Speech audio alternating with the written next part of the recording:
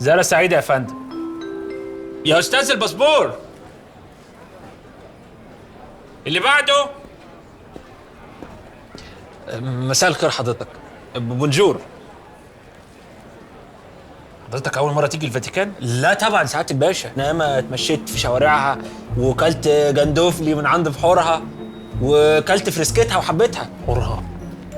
بس احنا ما عندناش بحر يا ابني. انا قصدي بحر الفن، بحر الفن الكبير العميق، البحر الفاتيكاني. وايه سبب الزيارة بقى؟ جاي ازور خالتي صفية والدير. خالتك ايه؟ بلد ما فيهاش سكان غير رجال الدين. ما انا ما وضحتلكش، هي اصلها مدفونة هنا الله يرحمها في مدافن الصدقة. ولا في الحاجات دي عندنا اصلا.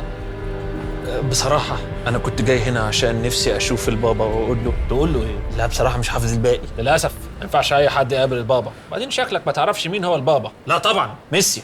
أنت مش شفتش الشوالي ولا إيه؟ ولا انت شكلك مش تمام. بعدين ايه اللي انت لابسه ده؟ مش ده لبس حراميه؟ ما أنا جاي أسرق من الزمن لحظات لا تنسى. وايه الشنطه اللي انت شايلها على كتفك دي؟ الشنطة دي كاري أون على فكرة، وقال لي أطلع بيها الطيارة. إيه المشكلة؟ بعدين لسه شايف واحد بتوت باج لسه معدي دلوقتي، ولا عشان بنت؟ بص يا حبيبي، احنا هنا في الفاتيكان، باللبس اللي انت لابسه ده تروح تورينو، اليوفنتوس هناك هينبسطوا بيك قوي. اتفضل. في يا جدع أنت؟ الله تنزل لي، أنا رايح أسرق البنك اللي جنبه. هات الباسبور. اتفضل. إيه ده؟ واحد ناسي باسبور وواحد جاي يسرق. المفروض موظفين الجوازات يبقوا مرحبين. كم مقدس يالا، قداسه يالا.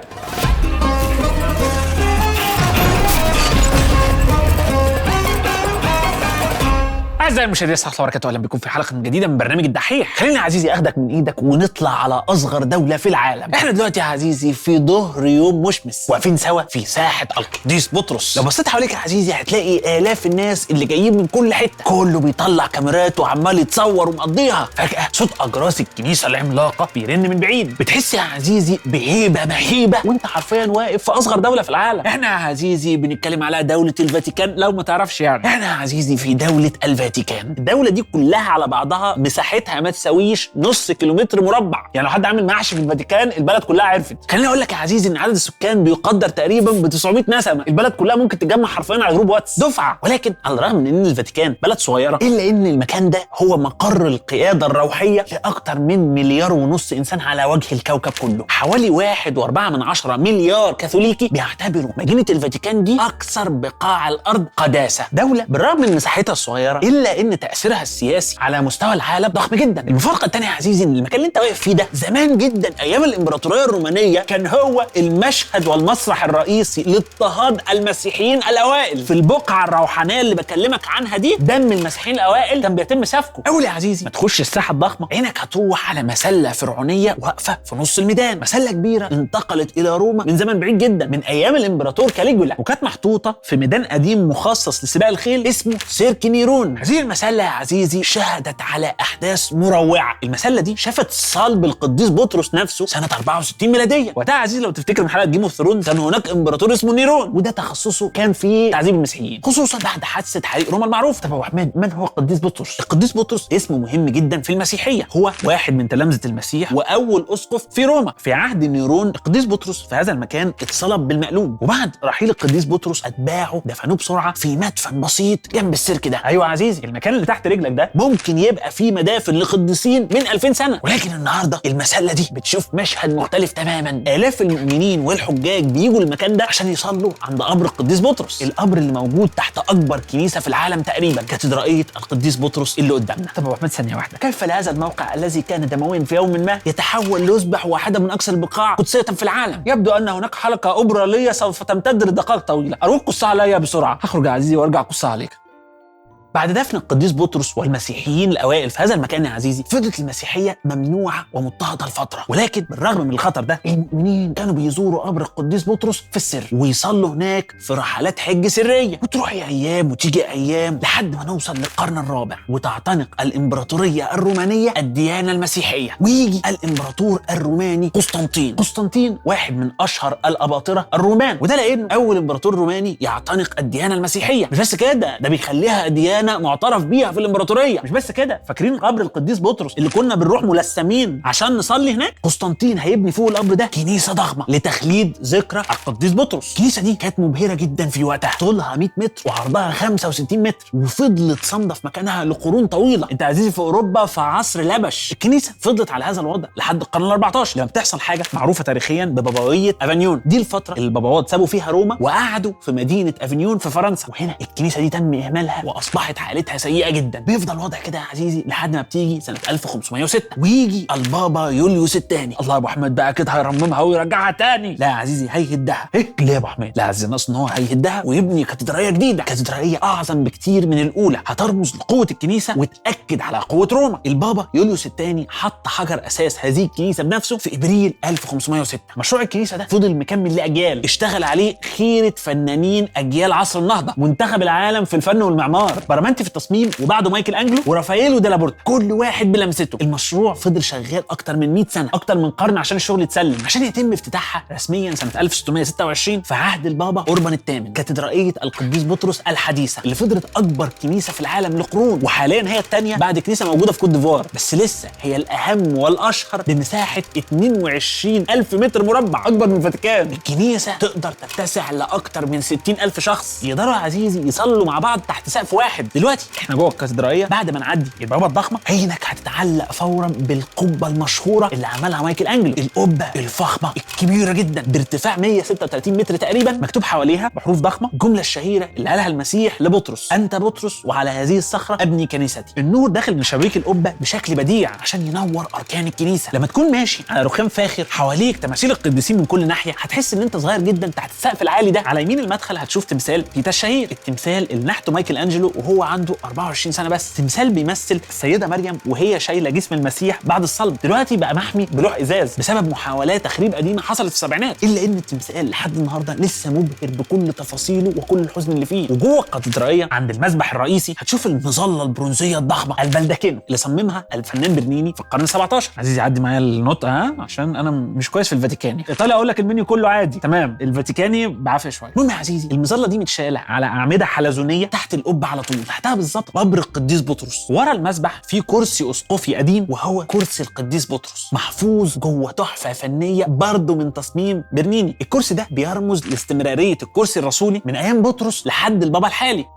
دلوقتي احنا واقفين جوه كاتدرائيه القديس بطرس، وفجاه بنشوف موقف صغير قدامنا، واحد لابس ابيض ده البابا، وراه ناس لابسين احمر دول الكرادله الكاردينالز، وناس ثانيه بالوان مختلفه. المشهد ده مثالي عشان نشرح هرم الكنيسه. الكنيسه الكاثوليكيه عامله زي الهرم، القاعده هي الشعب العادي، فوقهم خدام الكنيسه او الشماسين، دول مساعدين الكهنه اللي وظيفتهم ان هم يعمدوا اطفال، يجوزوا الناس، ويدوا مواعظ، بس ما بيقيموش القداس ولا طقس الافخارستيه، ده اللي هو اهم جزء في القداس، واللي فيه بيؤمن الكاثوليك ان الخبز والخمر بيتحولوا فعليا الى جسد ودم المسيح. دي بتبقى صلاحيه الكاهن بس. عاده الشماس بيكون في مرحله زي ما تقول كده تمهيديه عشان يترسم ويبقى كاهن او قسيس، ولكن في شماسين بيفضلوا شماسين على طول. بعد كده بيجي مرحله الكاهن او القسيس، ده اللي بيستلم سر الكهنوت اللي بيخليه يقيم القداس ويسمع اعترافات الناس. المشهد الشهير اللي بنشوفه في الافلام الاجنبي، الكاهن العزيزي على MBC 2 حاجه من اتنين، يا اما بيسمع اعترافات سفاحين يا اما طقوس طرد ارواح على الضيق، وده بيكون مسؤول عن كنيسه او رعيه محدده. فوق الكاهن بقى بيجي الاسقف او المطران، وده عنده سر الكهنوت بشكل كامل، كمان عنده صلاحيه انه يرسم الكهنه والشمامسه الجدد، وبيكون مسؤول عن منطقه كنسيه كبيره اسمها الابراشيه، حاجه كده زي محافظ لمنطقه كنسيه معينه. لو بقى كانت الابراشيه دي كبيره او مهمه فهنا بقى اسمه رئيس الاساقفه. نطلع كمان درجه نوصل بقى للنقله الكبيره الكاردينال، دي مش درجه جديده في السر المقدس، دول اساسا اساقفه واحيانا اساوسه علماء، البابا بيكون مختارهم بنفسه وبيديهم لقب الكاردينال. اللبس الاحمر اللي بيلبسوه بيعبر عن استعدادهم للتضحيه بحياتهم في سبيل هذه الكنيسه. الكاردينال بيبقوا بمثابه مستشارين البابا، مجلس الشورى بتاعه، عددهم حوالي 120 كاردينال، ويمكن من اهم ادوارهم هو اختيار البابا الجديد. الكاردينال وظيفه ابديه، بيتم تعيين الكاردينالز مدى الحياه، بس لما الكاردينال بيعدي سن 80 بيفقد حق التصويت، ده عشان يعني كده يضمنوا شباب نسبي، لان الاغلب فوق ال60 اصلا. النقطه اللي كلنا مستنيينها هي اعلى نقطه في الهرم، البابا نفسه، البابا اللي هو اسقف روما وخليفه القديس بطرس، الراس الاعلى للكنيسه كلها. البابا بيتم اختياره من الكاردينالز دول في عمليه دراميه تعرف بالكونكلاف، وهو اجتماع سري بيقفلوا عن نفسهم لحد ما ينتخبوا بابا جديد. بالرغم يا عزيزي ان هو اجتماع سري الا اني هحكي لك كل التفاصيل.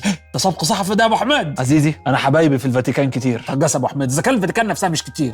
انا زياط وانت عارف كده. عندي دلوقتي يا عزيزي خلينا نكمل رحلتنا ونروح لمكان انتخاب الباباوات، كنيسه اسيستين الشهيره. بعد الكاتدرائيه هنمشي في طرق الفاتيكان لحد كنيسه اسيستين، واحنا معديين عليها هنشوف جنينه صغيره وبوابه عليها حراسه مشدده. قدام البوابه دي في 2 لابسين لبس غريب زي ما يكون في كرنفال تاريخي، دول هم الحرس السويسري. لبس الاثنين بيكون ملفت جدا، ازرق واحمر واصفر زعفراني. ناس بتقول ان مايكل انجلو هو اللي عمل التصميم ده، ولكن الكلام ده احنا نعرف ان هو غير دقيق. التصميم الحالي عمل واحد اسمه جون ريبون سنه 1914، تصميم مستوحى من لوحات رافائيل العسكريه اللي عمرها بيرجع للقرن ال16. الحكايه بدات في اوائل القرن ال16 لما البابا يوليوس الثاني جاب 150 جندي من سويسرا، واختار من سويسرا لان السويسريين في الوقت ده كانوا مشهورين بالشجاعه والانضباط، ومن ساعتها لحد دلوقتي مستمرين لاكثر من 500 سنه. انت متخيل انت عندك دوله جوه ايطاليا تكاد تكون سلطتها اكبر من ايطاليا، اهم واحد في هذه الدوله اللي هو البابا اللي هو حاليا امريكاني وقبل كده كان ارجنتيني، بيحرسوا حرس سويسري، والحرس السويسري بقى له اكتر من 500 سنه. وشرط ان الحرس يبقى سويسري، البابا يتغير جنسيته لكن حرس لا. هي المعادله معروفه، ساعات شوكولاته تهريب اموال وحرس، ده وجود سويسرا. اشهر بطولات الحرس السويسري كان سنه 1527 في حادثه معروفه تاريخيا باسم حادثه نهب روما، بتحصل لما جيش من 20,000 جندي يهاجم المدينه والحرس يدافع بشجاعه عن البابا كليمنت السابع، ويموت من الحرس دول 147 جندي ويسيل دمهم عند كنيسه القديس بطرس. وقتها بيتبقى 42 جندي عشان يهربوا البابا من ممر سري لحد ما يوصل لقلعه سانت انجلو، ويتحاصروا هناك لمده شهر كامل لحد ما البابا يستسلم ويدفع فديه كبيره. الحادثه دي خلت الحرس السويسري على مر العصور والتاريخ رمز للتفاني والاخلاص، وكل يوم 6 مايو في السنه بيحلف الجنود الجدد يمين حمايه البابا. دلوقتي الفرقه حوالي 135 جندي وظابط بس، بيتسموا اصغر جيش في العالم، جيش متنقي على الفرازه، مسلحين باسلحه ناريه واسلحه بيضاء، متدربين احدث التدريبات. تعال بقى ندخل على كنيسه السيستين من جوه. اول ما بنخش القاعه المستطيله بنحس ان احنا انتقلنا على عصر تاني خالص. سقف الكنيسه عالي ومقبب متغطي برسومات مايكل انجلو الاسطوريه اللي فضلت مغطياه كله رغم ان عدى عليها اكتر من 500 سنه، وبالرغم من الام اللقبه والفقرات اللي هتجيلك وانت باصص لفوق، الا اني انصحك تخليك باصص لفوق لان المظهر ما يتفوتش. مايكل انجلو رسم السقف من 1508 ل 1512 بطلب من البابا يوليوس الثاني. مايكل انجلو في الاول ما كانش عايز الشغلانه دي لان هو شايف نفسه نحات وليس رسام، بس البابا صمم ووافق وهو عاصر على نفسه ليمونه. خش عزيزي مايكل انجلو كنيسه السيستين وهو راسه في السماء، مش غرور ولا كبر منه ولكنه كان بيعاني الموقع. يبدا الشغل ويقعد مايكل انجلو فوق السقالات 4 سنين شغال على رسم السقف هو وطاقم من المساعدين. مايكل انجلو كان بيرسم بالفريسكو، ودي الوان على جبس طري بتنشف ويتبقى جزء منها. كمان هو اللي اخترع نظام السقالات ده عشان يعرف يشتغل على السقف. النتيجه بعد عمل طويل وشاق واحده من اعظم اعمال عصر النهضه. في نص السقف هنلاقي اشهر مشهد فني، لوحه خلق ادم. على حسب التصور الفني لمايكل انجلو هنلاقيه راسم تصور الاله وهو مادد ايده اليمين وصباعه بيقرب من صباع ادم اول انسان على الارض. دي واحده من اشهر الرموز الفنيه في التاريخ. حوالين اللوحه دي بنشوف مشاهد من سفر التكوين، ادم وحواء في الجنه، نوح والطوفان، بنشوف انبياء، بنشوف اجداد المسيح. السقف كله بيحكي قصه الانسانيه وبيتكلم عن الخلاص بشكل جذاب. وبعد ما عينك تاخد لفه وتشبع من السقف عايزك تبص على الحيطه اللي وراك، المسبح الرئيسي. هتشوف لوحه يوم القيامه او الدينونه الاخيره، اللوحه اللي رسمها مايكل انجلو بعد السقف ب 20 سنه من 1536 ل 1541، يا دوب لحق يتعافى ويفك رقبته. اللوحه فيها مئات الشخصيات وبنشوف فيها المسيح وهو بيدين البشر، القديسين من حواليه والناس بتقوم من قبورها وناس تانية رايحه المصير مؤلم. مايكل انجلو رسم بعض الناس عريانه، وده يا عزيزي عمل جدل كبير جدا وقتها، لدرجه ان بعد وفاه مايكل انجلو رسموا الناس بقمشه تغطي من العري ده. بس حاليا اللوحه رجعت زي ما مايكل انجلو رسمها بالظبط. المشهد ده بيديك احساس ان انت زي ما تقول كده في محكمه سماويه، وبالفعل المكان بيتحول كل كام سنه الى ساحه انتخاب بابا جديد. انا عايزك تتخيل احساس الكرادله وهم واقفين قدام اللوحه المهيبه دي ومطلوب منهم يختاروا واحد منهم بس عشان يبقى قائد ل1.5 مليار كاثوليكي في العالم. اكيد احساس مهيب.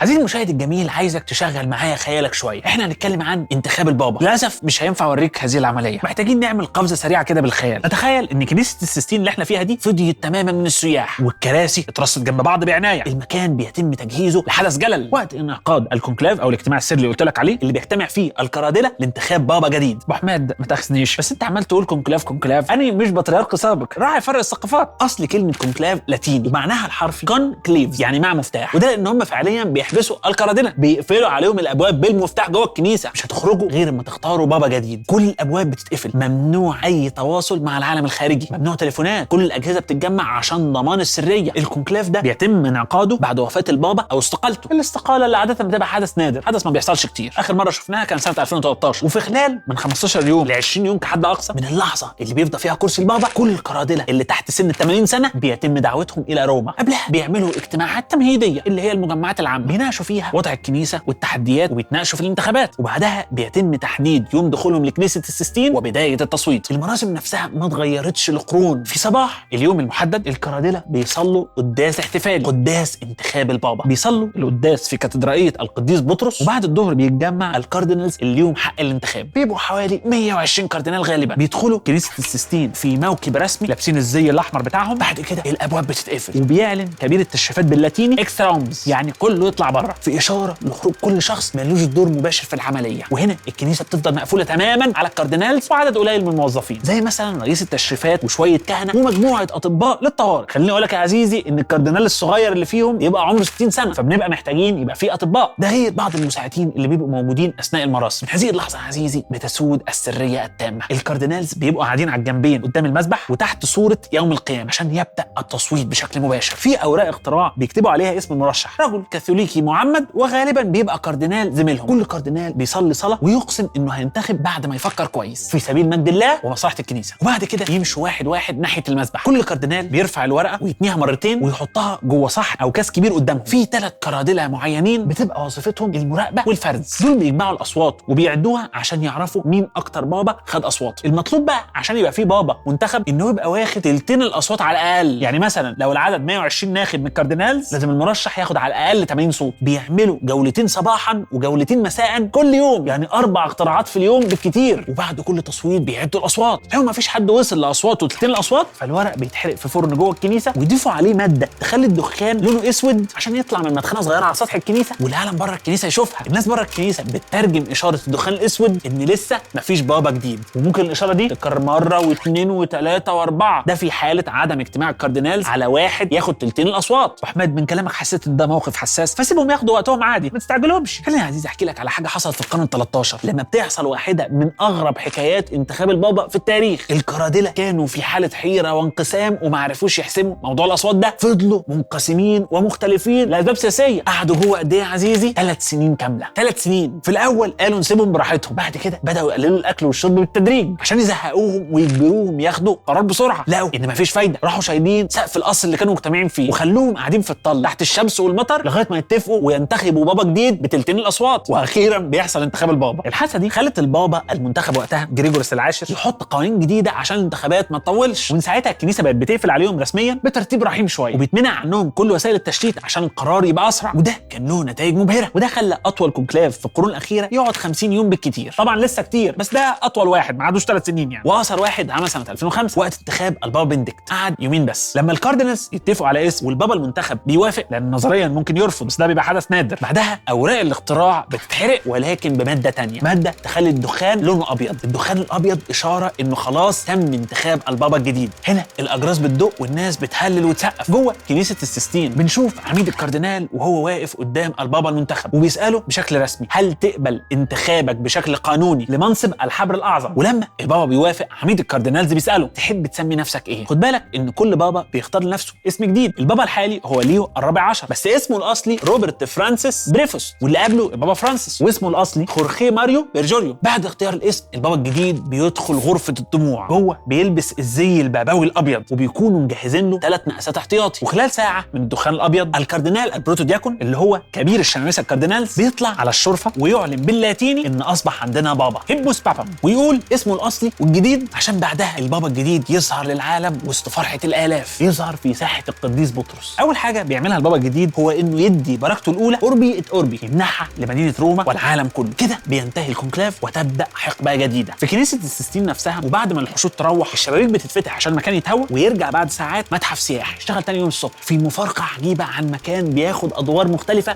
كده، الدورين اكستريملي عكس بعض. قاعه انتخابات مغلقه ومحاطه بسريه شديده، تاني يوم بقت معرض فني عالمي تقدر تصور فيه اي حاجه. ده لو تاملته جزء من عظمه هذا المكان، كل حاجه فيه ليها وظيفتين، وظيفه روحيه ليها علاقه بالدين والمقدسات، وظيفه وصفه دنيويه ليها علاقه بشيء مادي في حياتنا، الاثنين مع بعض بيتعملوا في نفس الوقت. لو طلعنا دلوقتي من كنيسه السيستين لباب خلفي هنلاقيه بيرجعنا الممرات في متاحف الفاتيكان. كده يا عزيزي احنا تقريبا مشينا كل المتحف، لان السيستين هي اخر محطه فيه.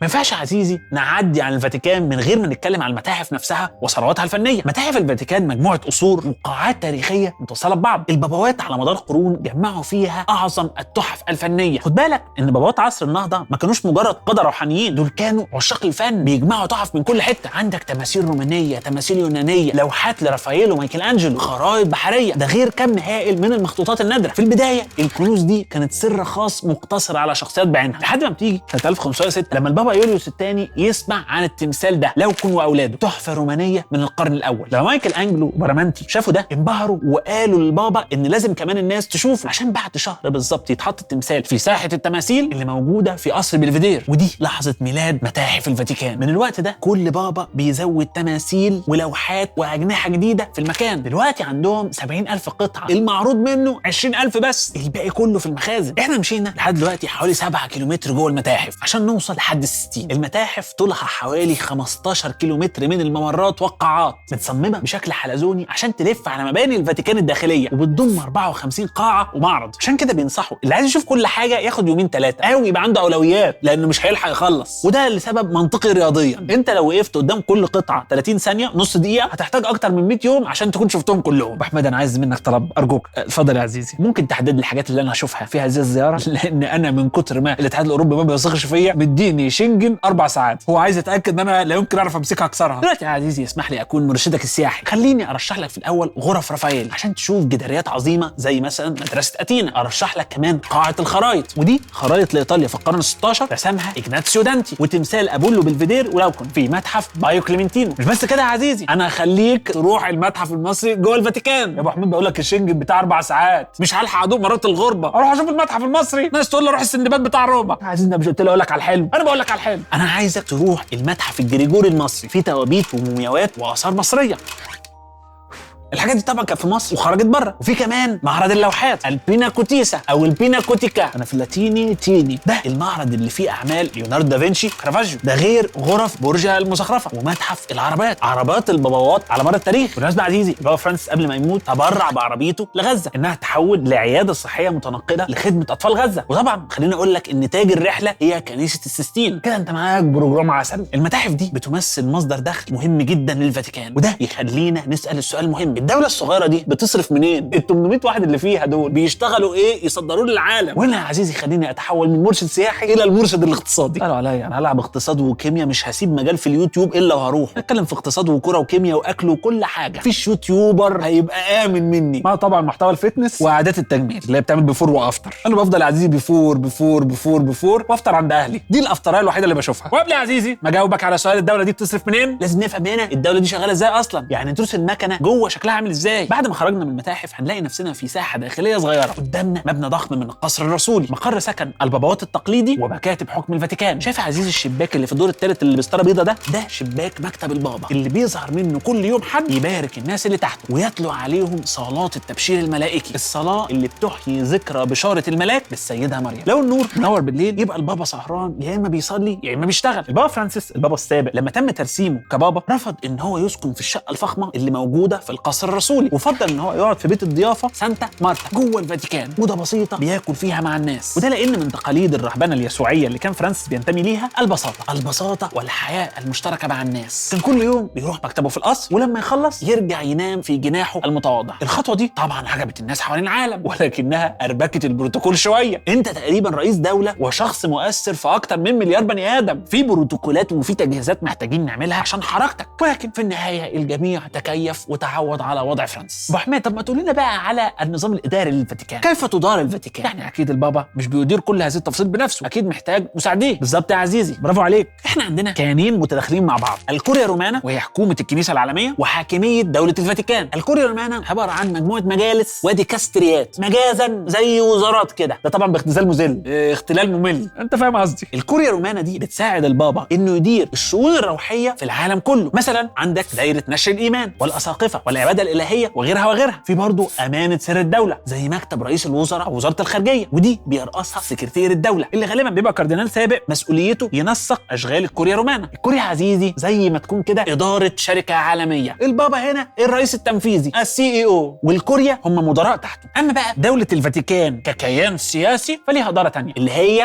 الحاكميه الفاتيكانيه، الجفرنراتو، يا جفرنمنت بس محطوط عليها بيستو. دي مسؤوله عن اداره المدينه جغرافيا وخدميا، زي مثلا مجلس بلديه بيدير الامن الداخلي، فيلق الدرك وشرطه المدينه، المرافق، الكهرباء، الميه، الحدائق، المتاحف، السياحه، ودي بيرأسها كاردينال بيعينوا البابا اقرب للمحافظ. مجلس الحاكميه بيطلع قوانين علمانيه بمعنى انها غير دينيه، وده بيبقى بموافقه البابا، حاجات بقى زي المرور والسياحه وانت فاهم يعني الحياه اليوميه. كمان بيبقى عندهم نظام قضائي صغير، القضاة بيتعينوا من البابا. بكده نفهم ان البابا بيكون تقريبا لابس تاجين، الزعيم الديني العالمي اللي بيقود الكنيسه من خلال الكوريا، ده دوره الديني، ورئيس دوله الفاتيكان دوله صغيره بيديرها مع الحاكميه. وعشان البابا يبقى حر في شغله الديني ومحدش يضغط عليه، دوله الفاتيكان اتعملت مخصوص سنه 1929 بعد معاهده لاتران مع ايطاليا بقياده موسوليني، واتعملت عشان تدي البابا والكرسي الرسولي استقلال كامل. قبل المعاهده دي وتحديدا سنه 1870 البابا فقد اراضيه القديمه وسط ايطاليا وبقى متحاصر في الفاتيكان 60 سنه لحد المعاهده اللي بقول لك عليها دي، اللي تم الاعتراف فيها بدوله الفاتيكان ككيان مستقل. وفي المقابل البابا اعترف بدوله ايطاليا وعاصمتها روما. كده البابا بقى رئيس دوله صغيره ومستقله، اقل من نص كيلومتر مربع واقل من 1000 شخص. وصحيح الفاتيكان تعتبر سياسيا وجغرافيا دوله صغيره، الا اني خليني افاجئك واقول لك ان الكرسي الرسولي اللي هو الكيان الاوسع عنده علاقات دبلوماسيه كامله مع حوالي 183 دوله، من ضمنهم مصر ومعظم الدول العربيه. انت متخيل يا عزيزي ربع البلد دبلوماسيين، وده رقم تاني اكبر شبكه دبلوماسيه بعد الولايات المتحده الامريكيه. الفاتيكان كمان عضو مراقب دائم في الامم المتحده من سنه 1964، عنده علاقات مع منظمه الصحه العالميه، عنده علاقات مع جامعه الدول العربيه، ده غير طبعا الاتحاد الاوروبي والمنظمات الدوليه. الفاتيكان ليها راي ذو ثقل في اهم القضايا في العالم. تاني في اكتر من مليار شخص بيتبعوا هذا المكان، والحضور العالمي الضخم ده مش بسبب مساحه الارض طبعا، ولكن بسبب القيمه الروحيه لهذا المكان. خد بالك يا عزيزي البابا بيقود كنيسه عمرها 20 قرن، واتباعها زي ما قلت لك حوالي 1.4 مليار كاثوليكي حول العالم. دي قوه بشريه وثقافيه جباره. دبلوماسيه الفاتيكان بتستخدم القوه الناعمه كتير، بيأثروا في السياسات بكلام البابا ومواقفه. عندك مثلا البابا يوحنا بولس الثاني، ده اللي شجع حركات التحرر في اوروبا الشرقيه، كمان كان له دور في سقوط الحكم الشيوعي الاستبدادي، اولا في بلده بولندا وبعد كده في باقي المنطقه. وفي سنه 2023 بنشوف البابا توسط في النزاع السوداني وحاول يصلح بين امريكا وكوبا، ودعا لحمايه البيئه عالميا. الفاتيكان كمان عندهم جهاز متخصص امانه سر العلاقات مع الدول، دي زي وزاره الخارجيه بيترأسها وزير خارجيه للكرسي الرسولي، وبيكون عندهم سفراء بابويين اساقفه مبعوثين لكل دوله بينسقوا بين الكرسي الرسولي والكنيسه المحليه والدوله. دبلوماسيه شغاله بقوه بالرغم ان مفيش جيش يحمي السفارات دي. زي ما قلت لك الحرس السويسري بيحمي البابا والمنشات اللي جوه الفاتيكان بس، مش بيشارك في اي سياسه خارجيه. دلوقتي خلينا نيجي لسؤال مهم جدا، الفاتيكان بتجيب فلوسها منين؟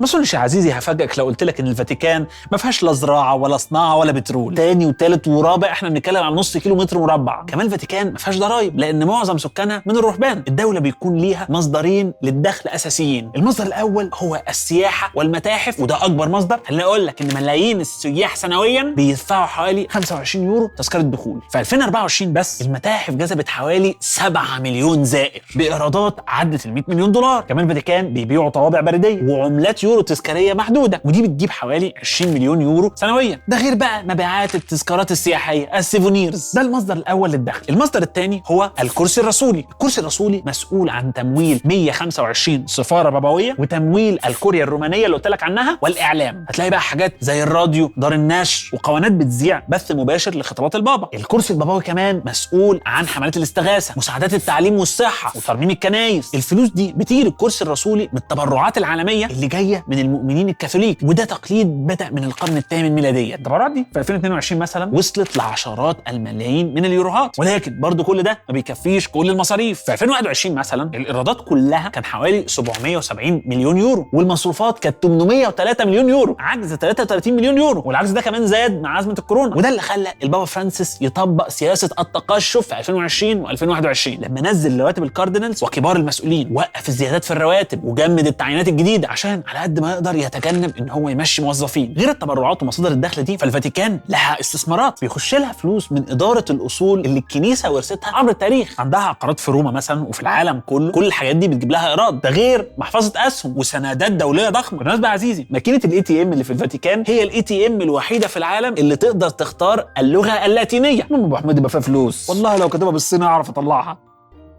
بعد الجولة البسيطة دي خليني أطلب منك ترتاح شوية في جناين الفاتيكان. أبو حميد إحنا مش هنتغدى ولا إيه؟ أنا عايز أتعرف على المطبخ الفاتيكاني. اقعد بأدبك ولم إيديك في مكان مقدس، اتفرج. لو بصيت للفاتيكان هتلاقي إن تقريبا نص مساحة الدولة هي عبارة عن جنينة كبيرة 23 هكتار أو 55 فدان تقريبا، حديقة من الأشجار والنوافير والزهور. الحدائق دي مش مجرد مظهر جميل، دي مكان للتأمل وللصلاة. ممكن تلاقي البابا بياخد عربية جولف صغيرة بيمشي بيها ويتأمل في الطبيعة، وكمان يصلي عند نسخة مصغرة من مغارة لورد اللي بتعتبر القلب الروحاني لهذه الحدائق. الكثيرين بيؤمنوا ان مغاره لورد الاصليه اللي موجوده في فرنسا ظهرت فيها السيده العذراء في القرن ال19، ومن وقتها بقت وجهه حج عالميه ومكان للصلاه والتامل. فكره الحدائق بدات في القرن ال13 مع البابا نيكولا الثالث، البابا اللي زرع اول بستان هنا، ومن بعدها كل بابا بدا يزود فيها حاجه. في عصر النهضه البابا يوليوس الثاني جاب مهندسين عظام، ناس زي برامانتي وغيره. النهارده الحدائق دي مش مفتوحه بشكل حر للسياح الا بجولات خاصه، بس الحدائق دي مهمه جدا لحياه الفاتيكان الروحيه. في اسبوع الالام مثلا موظفين الفاتيكان بيعملوا جوله اسمها جوله ضرب الصليب، بتحصل بين تماثيل الحدائق. لو جيت تأملت الحدائق كمان هتلاقيها معرض فني فيها تماثيل وايقونات وهدايا من دول وكنايس. يعني المكان ده يا عزيزي مزيج عجيب، مزيج من الطبيعه والفن والتاريخ والروحانيه. وفي نهايه رحلتنا دي خلينا نتخيل نفسنا طالعين لفوق، ممكن نطلع من قبه كاتدرائيه القديس بطرس بعد السلالم الحلزونيه الصعبه عشان نشوف قدامنا المنظر بانوراما، قدامنا الفاتيكان واسقفه، وتحتنا ساحه القديس بطرس مفتوحه زي ما تكون مفتاح عملاق، ووراها روما العريقه، منظر الشمس وهي بتغيب فوق القبب. وانا وانت خارجين سوا من اسوار الفاتيكان بنبص بصه هنحس ان الرحله دي كانها كانت في آلة زمن، خدتنا من عصر اضطهاد الرومان للمسيحيين لعصر قسطنطين واول كنيسه كبيره، وعدينا على عصر النهضه وشفنا الفن الجميل لحد ما وصلنا لعصرنا الحالي، العصر اللي فيه تكنولوجيا ودبلوماسيه مؤثره مع اكتر من 180 دوله في العالم، وشفنا حدث من اشهر الاحداث في العالم اختيار البابا، كل ده من دوله مساحتها اقل من كيلومتر مربع. اللغز الحقيقي هنا هو ازاي المكان الصغير ده قدر يحافظ على استمراريته ويفضل مؤثر في الناس والحكومات عبر الزمن. ازاي شعله ايمان بدات من قبر صياد بسيط زي بطرس تتحول الى كيان روحي وضخم وعملاق وتقود ملايين البشر من وراء سور الفاتيكان؟ هل السر في الايمان نفسه اللي بيوحد الناس، ولا في التاريخ والتراث اللي بيدي هيبه واحترام، ولا جزء من ده وجزء من ده؟ هسيب لك انت يا عزيزي الاجابه. في النهايه الفاتيكان بلد مليانه تناقضات جميله، جانب روحاني عميق جنبه فن دنيوي، كيان ديني بس احنا برضو دوله ليها حساباتها الماليه والسياسيه. الجوله الصغيره اللي عملناها في الفاتيكان دي تخليك تفكر وتتامل ازاي ان ضعف بشري بسيط زي صياد جليلي مخلص اسمه بطرس اتعدم واتدفن هنا من حوالي 2000 سنه. لحظه الضعف دي هتتحول عبر الزمن لقوه روحيه هائله، قوه كبيره بتاثر في سكان العالم كله، مركزها المكان الصغير ده، المكان اللي هيفضل مؤثر على مدار 20 قرن، المكان الصغير اللي كان مؤثر وهيفضل مؤثر طول ما التاريخ بيتكتب جنبه ميلاديا. بس كده يا عزيزي، اخيرا وليس اخيرا، ما تنساش تشوف الحلقات اللي فاتت، تشوف الحلقات الجايه، لازم تبص على المصادر، لو احنا على اليوتيوب اشترك على القناه. عارف يا عزيزي ان في اخر زياره ليا في الفاتيكان حاولت احلق دقني بس للاسف اتعورت. ليه يا ابو حميد؟ ايه اللي حصل؟ كنت بحلق لاحظت ان الموس قديم جدا، فبسال ايه ده؟ قالوا لي دي شفره دافنشي. انت محتاج تغير اللي بيقولك.